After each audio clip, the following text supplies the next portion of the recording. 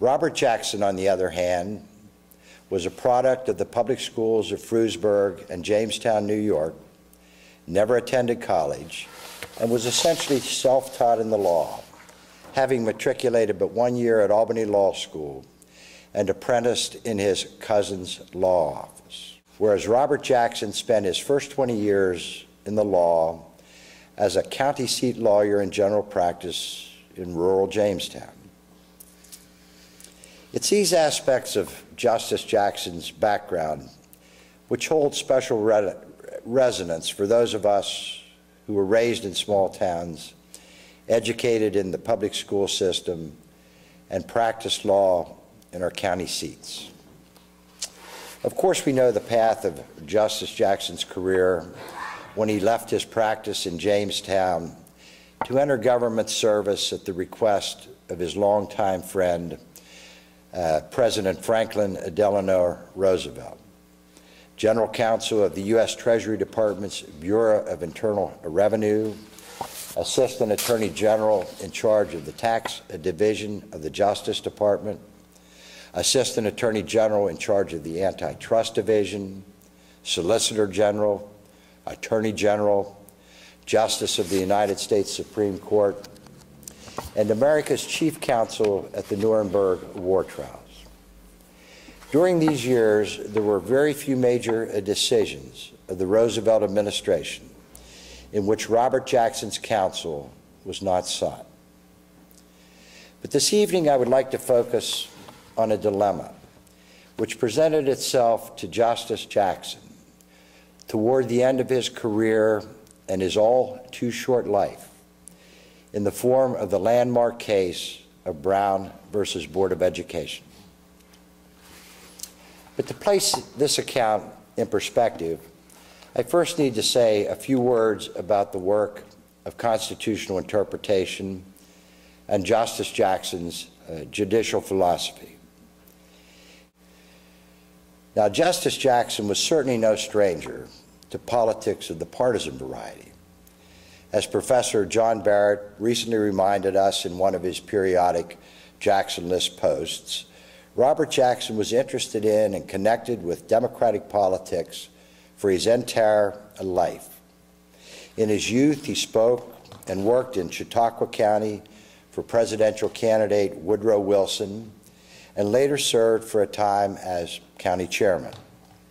He became active in New York State Democratic politics and worked actively for Franklin Roosevelt's elections as New York governor in 1928 and 1930, and his presidential elections in 1932 and thereafter. During Jackson's Washington service in the Roosevelt administration, he interacted with and befriended the politicians involved in the national government, although he, of course, ultimately decided against seeking elective office himself. Aside from Democratic politics, however, Jackson was a student of the American constitutional system, serving as he did in both the executive and judicial branches. He was well schooled in the design of the framers and believed strongly in the necessary separation of power and responsibility among the three departments of government. Jackson understood politics in yet a third sense. Based upon his life's experiences, foremost his many years of practice in the county seat of Jamestown, he had acquired, as Professor Kronman put it, a wisdom about human beings in their tangled affairs.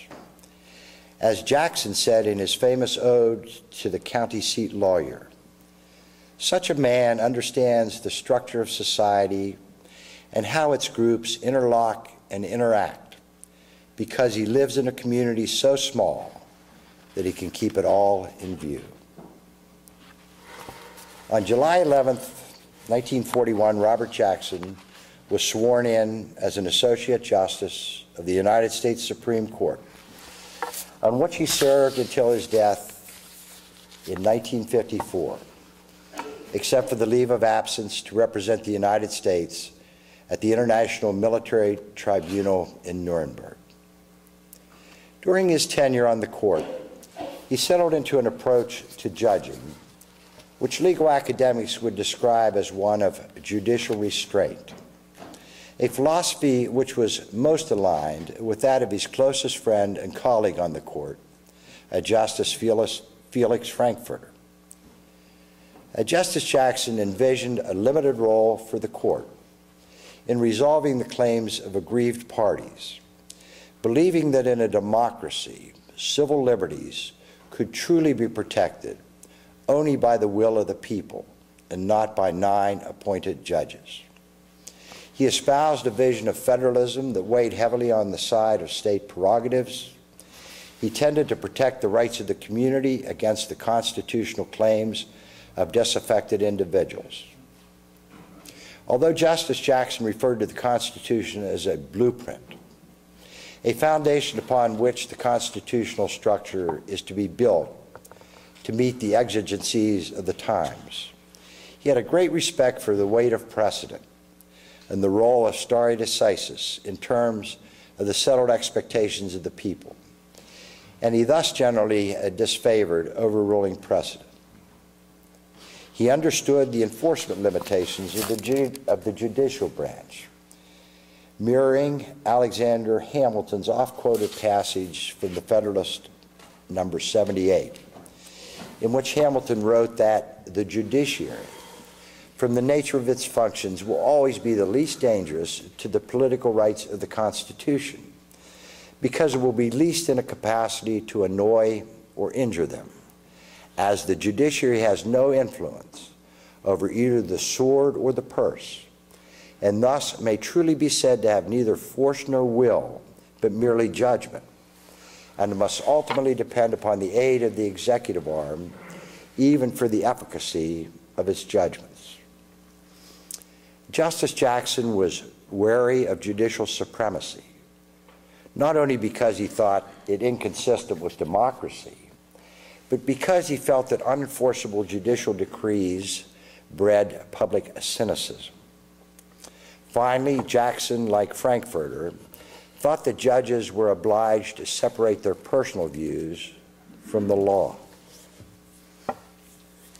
So let's come now to the Brown case. Brown versus Board of Education was argued twice on the merits, first in the 1952 term of the Supreme Court and again in 1953. Throughout the Brown arguments and conferences, Justice Jackson was concerned with the question of how a proper opinion striking down segregation could be written, and was equally troubled by the issue of how such a decision could be enforced. Professor Laura Ray has distilled his dilemma. Jackson's performance in the Brown saga reveals with unusual clarity a justice struggling to reconcile his political and judicial divisions.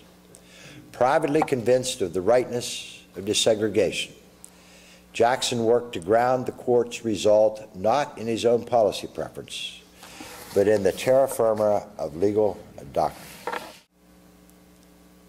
But I also believe that were he with us this evening, he would readily agree that the conflict which he experienced in Brown was well captured by his friend, Felix Frankfurter. Judges, wrote Justice Frankfurter, are called upon for allegiance to nothing except the effort, amid tangled words and limited insights, to find the path through precedent, through policy, through history, to the best judgment that fallible creatures can reach in the most difficult of all tasks, the achievement of justice between man and man, between man and state, through reason called law.